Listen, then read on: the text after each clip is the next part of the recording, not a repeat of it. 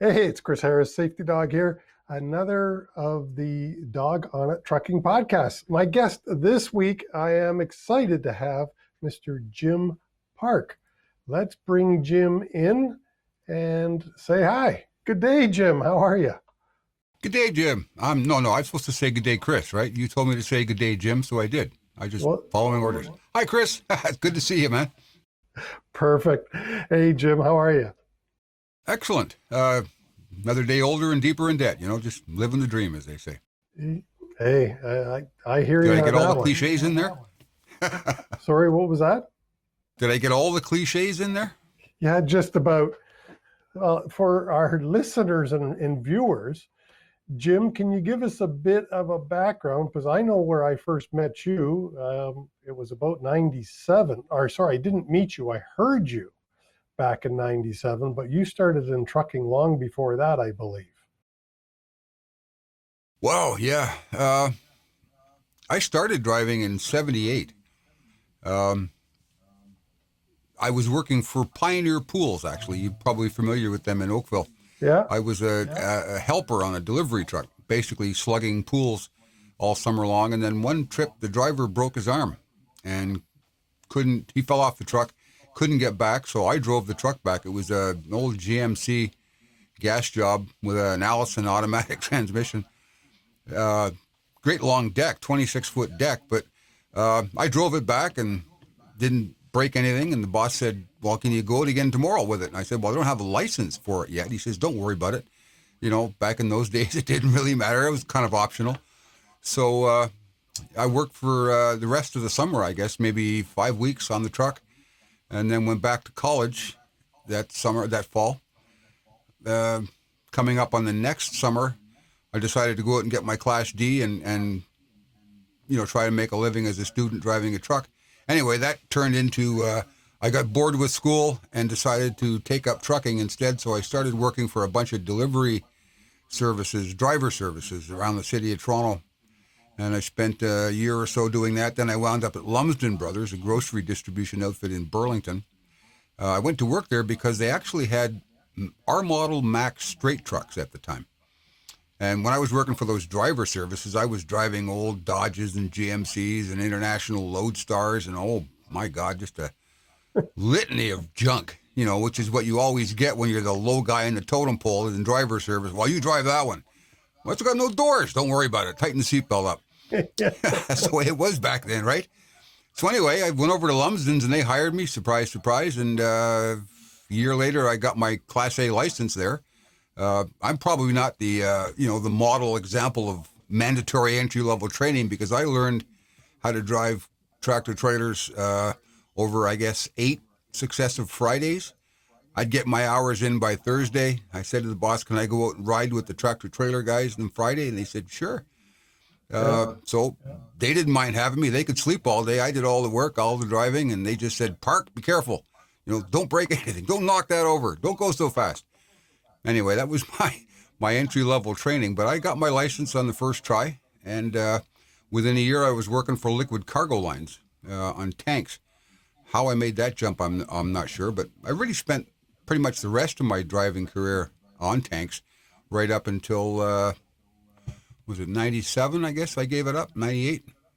Yeah, somewhere in there. I was working for Air Products in the end, but that was my last paid gig as a driver. Yeah, but I heard you on the radio is where I first got you did. The Jim Park name. That was an interesting story. I was one of the first team of Ontario Trucking Association road nights in 95, 96. And that sort of attracted a bit of media attention. And Brenda Yarrow, who you may recall was the editor of Truck News at the time, went off on her own and started a little magazine called RPM Canada. It was a recruiting magazine. And somehow she figured out that I could write or had, put a sentence together. And she asked me if I'd write an article or something for RPM. And I said, yeah, okay, I'll try it. And then she said, well, that was pretty good. Can you write another one? So that turned into a sort of part-time gig that I could supplement my income. I didn't need to. I was making pretty good money at Air Products. But, you know, cranking out a couple of stories a month for her. And I started getting this notion in my head that, you know, maybe there was a career beyond driving. And if I really apply myself and learn grammar and how to type and all these things that writers need to be able to do, maybe I could get out of the truck and start, you know, writing full time. And she was amenable to the idea, but she couldn't pay me enough to, you know, just stop driving one day and start writing the next. So Air Products was kind enough to let me scale down from 4 days a week to 2. So basically going from 60 to about 30 hours or so, give or take. That was enough with what Brenda was paying me to write. And one night I was working for Air Products and driving around Southern Ontario, and I tended not to listen to AM radio at the time. I'm not sure why I did, but anyway, I happened to tune in 820 Cham one night, the country station that was in Hamilton. It's a comedy station now, I think. Anyway, lo and behold, they had this thing called the All Night Road Show for truckers. And they had, you know, trucking recruiting ads and all that stuff and country music. But there was absolutely no trucking content. The DJ who was doing it, John Marshall, great guy and a professional radio guy to the end. He's working up in Walkerton now, I think, on a bluegrass station. He didn't know anything about trucking, so he really couldn't bring a lot of trucking content to the show. So I don't know why. I phoned the station, and I said to the station manager, a fellow named Chris, I said, you know, you've got this show, this great show for truck drivers, the All Night Road Show. You even got a good name. I said, but you haven't got any trucking content. You know, how can we bring this up a little bit and try and make it more trucky? And he says, well, what do you know about trucking? I said, well, you know, quite a bit. I've been doing it for a bunch of years, blah, blah, blah. He says, do you know anything about radio? And I said, well, as a matter of fact, I do. When I was in high school, I used to run the high school radio station, which is really just a big stereo that we put speakers all over the cafeteria and played loud music at lunch hour. Anyway, he said, well, come on in tomorrow night at midnight, and I'll introduce you to John, and you can give it a shot. So I did. And, you know, it was interesting. You talk about timing. That was just about the time there was a bunch of protests going on, and drivers were blocking the Quebec-Ontario border. And there was a big fracas, and, you know, it was in the news, and people were getting all excited. And we're on the air this one night. I guess it was the second night I was in there with John. And we heard on the news that this protest was going on, or somebody called in, I guess, and said, hey, you know, hey, why don't you talk about the protest going on down at the border? So I said, well, okay, I'll phone the truck stop. So I called Rial's. They were still open at the time. And I got the manager, and I said, you know, we're on the radio here in Hamilton, blah, blah, blah. Can you tell me what's going on? So I had this, like, 30-minute radio thing happening. And John Marshall, the disc jockey, was just, how do you do that? How do you know all these people? What, you know? Meanwhile, the station manager was listening at home, blew him away. He says, well, you got a job. You're hired. So I ended up doing weekends, and John kept the Monday to Friday shift. John eventually moved to afternoons, and I picked up a night shift for a while. So as I was ramping down Air Products, ramping up the writing with Brenda, and I had the radio in the middle, which kind of did, you know, supplemented the income nicely, and I was doing all right. And then along came Highway Star in 99, July of 99. And they said, well, you know, we don't want anything to do with radio, so you'll have to kind of make a career decision here. Do you want to come work for Highway Star, or do you want to be on the radio? Pretty easy decision to make, you know. Radio's fun. I love it. It's just a great way to, you know, spend a few hours, but the pay's terrible. And if the station manager decides they don't like you, or they change formats like Cham did, they're, you know, all recorded comedy now, I'd probably be working in Regina or Saskatoon somewhere, which wouldn't be so bad. But I would probably not be loving it as much as I'm loving the writing. Well, okay, so that was a long story. Sorry about that. Well, no, that was using up all your time here. That's awesome, because, as I say, the first time I ever heard of you was on Cham, and I don't even know how, because, you know, as much as I drove truck, I never listened to truck driver radio stations or anything, but somehow I found you on Cham. I remember that. And then I think probably the first time we ever talked to each other, I imagine, was at the Fergus Truck Show. where Pretty sure it was, yeah. Highway Star was there. Old Republic would be there, or TNT. If I was with TNT, I probably met you through that, like, but it was when you were working for Highway Star is when I first actually shook your hand. Well, I think you were handing out free copies of the Rand McNally Truckers Road Atlas.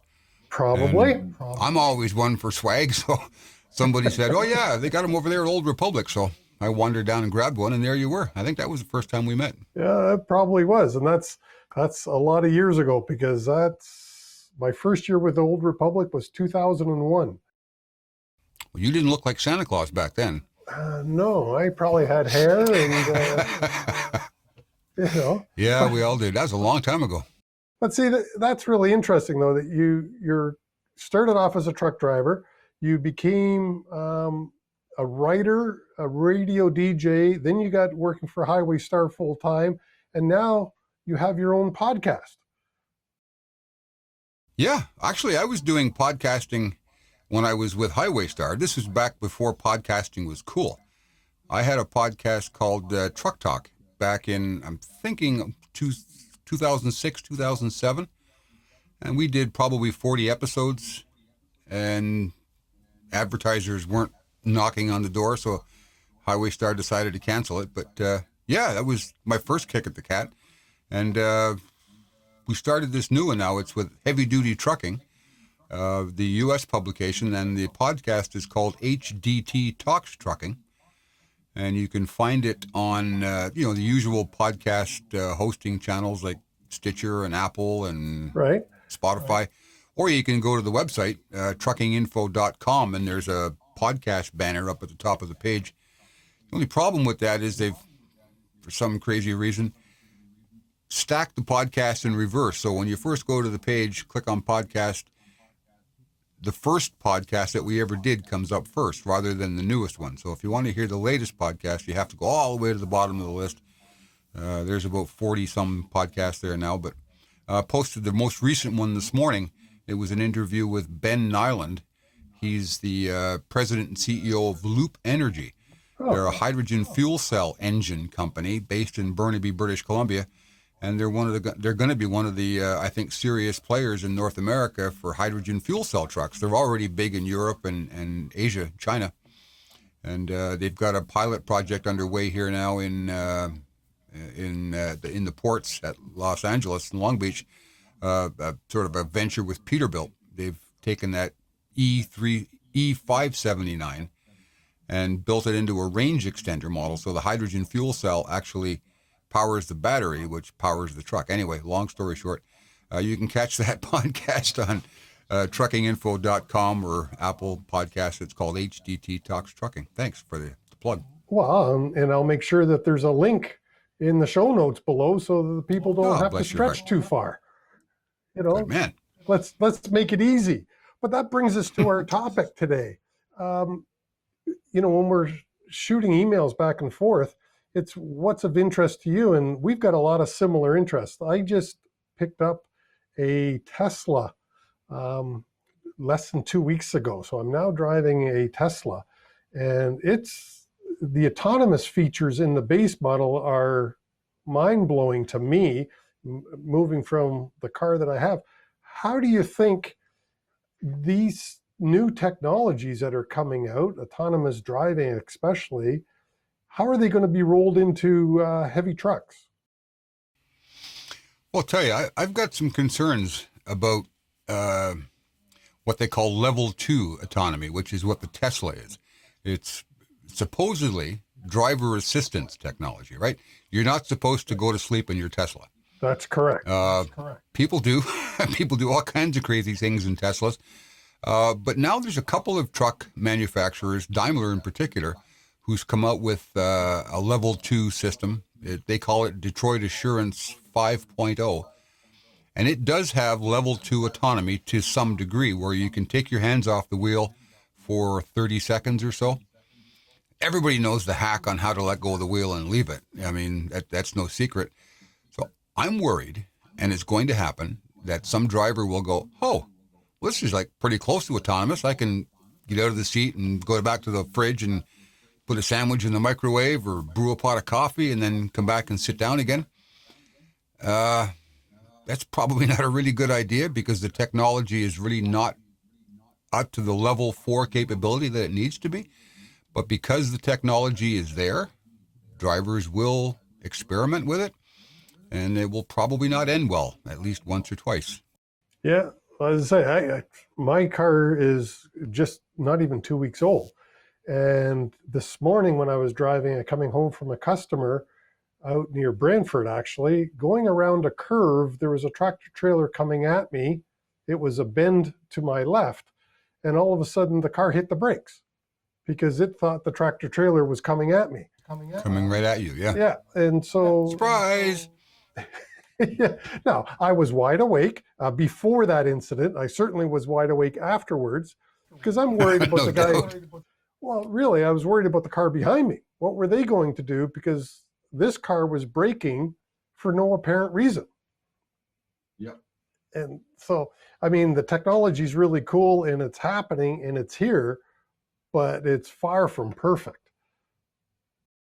Well, when Daimler first premiered this technology, they had an event down in Miami or Palm Beach, West Palm Beach, wherever Trump lives. And they had 4 or 5 of these trucks set up and a bunch of journalists could go out and drive them. Of course, I still got my CDL, so I, took the wheel, and the particular truck I have wasn't behaving properly, and it kept pulling to the right. Now, if I was holding the wheel, that was fine. Everything was working as it should. But if I let go of the wheel, which was what this technology was supposed to be able to do, the truck would move to the left all the time. And the guy in the truck, the Daimler guy on board, he couldn't figure out why. And I was there with video cameras and making a video that we do at Today's Trucking and, writing a test drive story. And Daimler said, we'd really be happy if you didn't write this story.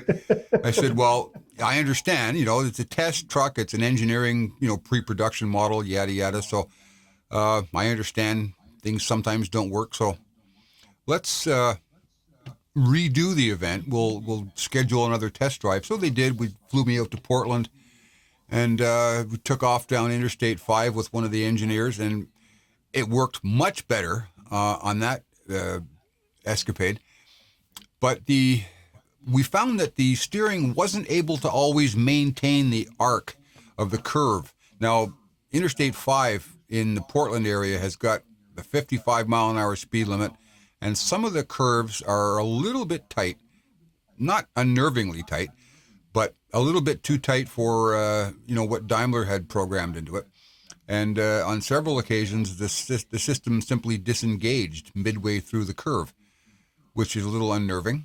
And, the exact example I gave earlier about the guy going back to the microwave to warm up his lunch, if that was happening while the truck decided to hand the control back to the driver, things wouldn't end well. A bad outcome. But it's, now we're messing around with full level 4 autonomy with no drivers. That's still at least 10 years out, realistically. But still, the technology is there. It's working. Trucks are logging thousands of miles every day with safety drivers sitting in the seat who are basically there to make sure the truck doesn't do anything stupid and as a last line of defense against some sort of failure. But certainly it's working well enough, and that I would expect that they've got those tight radius curve challenges sorted out. But there's probably millions of other challenges they've yet to work out, like the Tesla example you gave with the tractor trailer coming at you on a 2-lane road. Yeah. The sensor saw it approaching at a high rate of speed and thought, this doesn't add up. Let's bail. Well, it's a really neat driving experience, but for a tractor trailer, of course, any mistakes are that much more dramatic because of the size and the weight. Yep. It's just interesting. I wonder how, and speaking to that, I saw last week, 2 weeks ago, Freightliner, I believe it was, signed a deal with Waymo, one of the other autonomous providers, and there's Locomotion or Locomotive is Locomation. another. Sorry? Locomation. Locomation. Uh, Yeah. and there's other providers besides, so that's two others besides Tesla. And I know there's more that I don't know about. Who else is out there in the autonomous driving space that you can think of? Well, I may miss a name or two, but there are 10 that I count now Okay. that are significant enough players. We have, like I said, I'm going to miss a couple. Too Simple, Waymo, Yeah. Plus AI. No, Starsky's gone. They went out. Anyways, You know, when you get old, your hair falls out, and so does your memory. but you got a full Forgive head. me for the. Well, not when you see up on top of you. I don't. It's a little bit light up there. Anyway, there's 9 or 10 of them out there now, and probably several more waiting in the wings. Investors just can't throw money at this technology fast enough. So that concerns me. And the DOT's really not putting any checks and balances in place. If you want to go out to your car or your truck and bolt on a bunch of cameras and some steering control systems and call yourself a robotic truck startup, have at her. You can do it. There's no restriction. Interesting. And yet the FMCSA, again, just recently asked for comments on autonomous driving. Yep. And so they too are looking at it. I'm quite excited about it, although I really hope and I believe that we're going to have drivers behind the steering wheel for, God, a long, long time. I'm thinking 20 years, at least I'm hoping 20 years, not that I'll be driving then, but you know what I mean, for these young people, because driving was always a good job for me. Do you have an opinion about how long a driver might still be required behind the wheel? For a long, long time yet. It's not going to be a all or nothing deal with autonomous driving. The autonomous trucks eventually will go driverless. I figure the horizon on that is it'll be fairly common within 10 years, probably 7 to 8 before we start seeing it in significant quantities. But even at 10 years, the companies that are going to be doing it are the big long-haul giants. You know, the Amazons, the UPSs, JB Hunts, Schneiders, and they'll be running specific lanes around the country. You know, the West Coast, U.S. Southwest, L.A. to Texas, probably eventually working their way a little bit further east, but it'll be along that I-10, I-20 corridor for the foreseeable future. And it's going to be dry van distribution center to distribution center. They're not going to be driving up people's driveways and backing down alleyways to deliver freight. You know, that's still going to be in the hands of drivers. So if you think of it in terms of intermodal, for every intermodal trailer that moves back and forth across the country on a train, there's a driver at either end, you know, picking up and delivering. Plus we've got the livestock, the tanker business, the flatbed side, refrigerated, anything specialized where you may be picking up at a customer and delivering direct door-to-door to another customer. The autonomous trucks won't be doing that, at least for probably 20 years. So anybody who's got designs on a driving career today is going to be, I think, gainfully employed at least up until 2030, probably 2040 and 2050. There may not be as many jobs. I mean, any number of things can happen between now and then. But if you look at the challenges that we're having now hiring drivers, the biggest challenge is in the long haul sector, especially in the U.S. Canadians, I think we're more used to that, 3-day out, 4-day out routine, which is manageable. You leave out Sunday night and you come back Friday afternoon, home for the weekend, back out again, those sorts of things. Or, a triangle, Toronto, East Coast, back to Toronto. You're home maybe twice a week or once a week. That's manageable. Yeah. In the U.S., those poor devils spend weeks out on the road. And those are the jobs that they're having a hard time seating. So if a lot of that freight can be diverted to an autonomous truck, I don't think it's going to make a big difference to the the driver population and to the number of jobs that are still available to drivers. Those are the jobs that drivers don't want anyway. Well, that, and I just really believe that the amount of freight as we continue to grow and grow is just going to keep going up. So it might reduce the amount of drivers required to move that freight, but there's still going to be just a ton of driving jobs, and it's still going to be a great career for a long time yet. You know, I believe it will, yeah. Yeah. And I mean, look at us two old farts. I mean, somehow we're still in trucking, even though I don't drive a truck. I haven't driven one now for, I guess, only a year. I drove a truck around the block about a year ago, but you know, I too have my CDL or my Class A still in my license or in my pocket. But being 65, I got to start going for an annual medical now. So I'm not sure for how much longer am I going to have my AZ in my pocket. Indeed, yeah. You know, Well, I'll be 62 in December, so I got maybe 3 years left before I have to start thinking seriously about it. I haven't turned a revenue mile, and actually, a couple of summers ago, I worked for a friend of mine, you know, for a couple of weeks over the summer while he was taking some vacation. Jumped in his truck and went back and forth between Toronto and Montreal a few times. But the only driving I do now are on these test drives that I do for the magazine, which is fun. I obviously get to drive all this fancy new stuff, but it's only for a few hours at a time, usually under relatively controlled conditions, and I don't have to deal with shippers and DOT and all the other fun stuff. and the name of that magazine again is? Heavy Duty Trucking. HDT. And Today's Trucking as well. I mean, I work on both sides of the border, 2 magazines. I've scaled back a little bit on Today's Trucking, but you can still find me between those pages and on that website as well. Right. So that's autonomous trucking. What about fuel? What are you hearing about diesel fuel? Is it going to be around? You know, I hear people saying it's gone tomorrow. Well, if you listen to the activists, yeah, it would be gone tomorrow. It's not realistic, and it's not going to happen.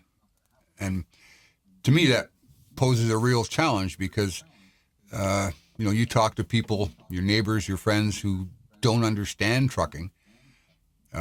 When they hear the environment minister or someone stand up and say, yeah, we're going to make diesel go away in 20 years, it ain't going to happen, but it sets up false expectations.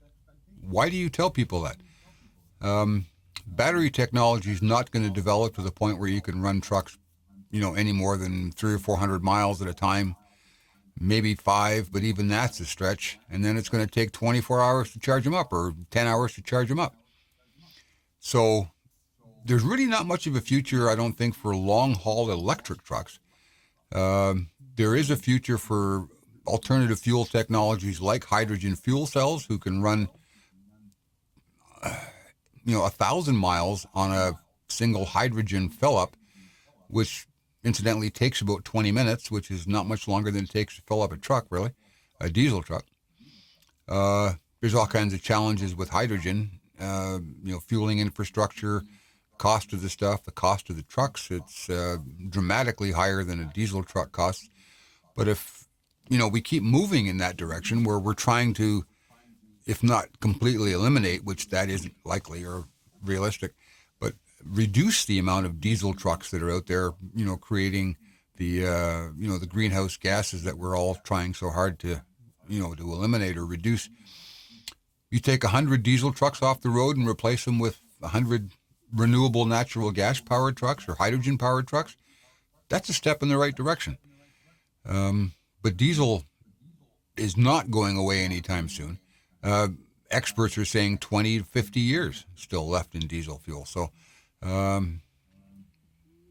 I don't, but you know what? My experience so far with electric trucks, and we're talking an electric powertrain, never mind how you create the electricity, whether it's hydrogen or natural gas or battery. Electric trucks are a dream to drive. Torque, oh my God, you know, Tesla talks about 0 to 60 in 5 seconds. Well, you won't be able to keep tires on a truck like that. They're going to have to dial the torque down a bit. But yeah, performance, it's amazing. And of course, it's completely quiet. There's no vibration. what does happen, of course, is you can hear all the rattles and squeaks in the cab that you otherwise couldn't hear with the diesel roaring away down there. But driving an electric truck it's a fantastic experience. Yeah, I'll tell you, it's the Tesla that I've got is the quickest thing I've ever driven. And I mean, it makes it a lot of fun, although part of the reason I bought it was to be a little more environmentally friendly. And here I am booting it and using more electricity, which is, I mean, here in Southern Ontario, of course, my electricity comes from Niagara Falls, but not all electricity is all that green. There's That's right. still a lot. It's still not great for the environment, no matter what we do. But at any rate, Jim, just to be, sorry, did you have something you wanted to contribute there? I was going to say, have you found the ludicrous power setting on the Tesla yet? I didn't go that far. Okay, that costs. Okay. No, I bought. There is actually one called ludicrous. Yep, it's on the Model S, and I think you can get it on the Model X, but I didn't go that high. Okay. I went into, it's called the Model Y. So the Model 3 is the small little one. The Model Y is just a little bit bigger than that. Okay. And, it's interesting. I won't get into it now, but off air, I'll tell you about the tax credit for us Canadians for purchasing electric vehicles from the federal government. So I'll get into that, but it's interesting. If any of our listeners are interested, send me a quick email. It has to be a corporate purchase. So, but anyways, what else did you want to cover? Because we're here about 30 minutes in already. What else did you want to say? Well, talking about this future technology and autonomous trucks and everything else, people ask me a lot, does driving, is there a future to becoming a driver? Driving schools are asking that question. Yep. How long am I going to be in business? If there's no more need for drivers and no more drivers to train, I might as well put up my tent and go home. But the more we hear about this autonomous technology, again, from uninformed commentators who believe that this is around the corner, people who are maybe considering becoming a driver today hear that kind of a commentary saying, oh, well, autonomous trucks are taking over next year. Why would I bother going to, train to be a truck driver? All I can say is don't worry about it. If you want to be a driver, and I know you're a rare bunch, please don't go away. We need you. Go to school, learn properly, take a good training course, and you've got a good future ahead of you. Yeah, and I mean, quite honestly, the technology is going to impact a lot more than just trucking. There's AI that's coming around the corner. There's all kinds of applications for robotics coming that are just around the corner, just as autonomous vehicles are. When I say just around the corner, I really mean 20 to 30 years down. Yep. Who can project the way the world is changing, what career to choose today other than one that you're going to enjoy? Yeah, if you don't enjoy what you do, you've got that much behind you or in front of you right from the beginning. But, there's even artificial intelligence that's writing now, creating magazine articles and letters, formulating stories the way a writer would. Yeah. I can tell when I read one that it's created artificially, but, is there any guarantee that we're going to need writers? Certainly philosophers and thinkers and those sorts of people. But I don't know.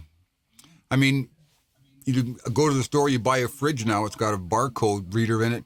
Take out a quart of milk, pour yourself a glass of milk. The next day, a truck shows up at your door because the barcode reader determined that you were out of milk and automatically ordered you a new. You don't even have to go to Avondale anymore. Yeah. The truck shows up with it. So I don't know. We're all going to get pretty fat and lazy, I think, unless we have to keep on looking after ourselves.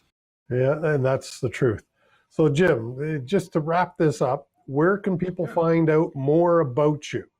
What are the magazines you're writing for again? Heavy Duty Trucking Magazine. They're based in California. Today's Trucking, which of course is based in Toronto. And I'm still involved with the Owner-Operator Business Association to some degree, OBAC. So you can find me at truckinginfo.com, todaystrucking.com or trucknews.com, as well as obac.ca. And I pop up every now and then in some other little ventures, who knows where. Anybody will pay me. I'm a freelancer, so I mean, anybody wants to pay me to do some work for them, get in touch with me and we'll see what we can do. There you go. And of course, the name of your podcast? The podcast is called HDT Talks Trucking. And we've got a link to that in the show notes below. Mr. What a Park. guy. Thanks, Chris. Appreciate that. I very much appreciate you coming on the show. With that, Jim, I'd like to say thanks for coming on the show. I really do appreciate your time. All right, Chris, and I hope to see you again soon. Take care, my friend. I hope you loved the show as much as I did. Please leave us a like, a thumbs up, a review, a comment, a rating if it is in your heart. Thank you so much. And I do really appreciate your time. And join us again next week for another exciting interview.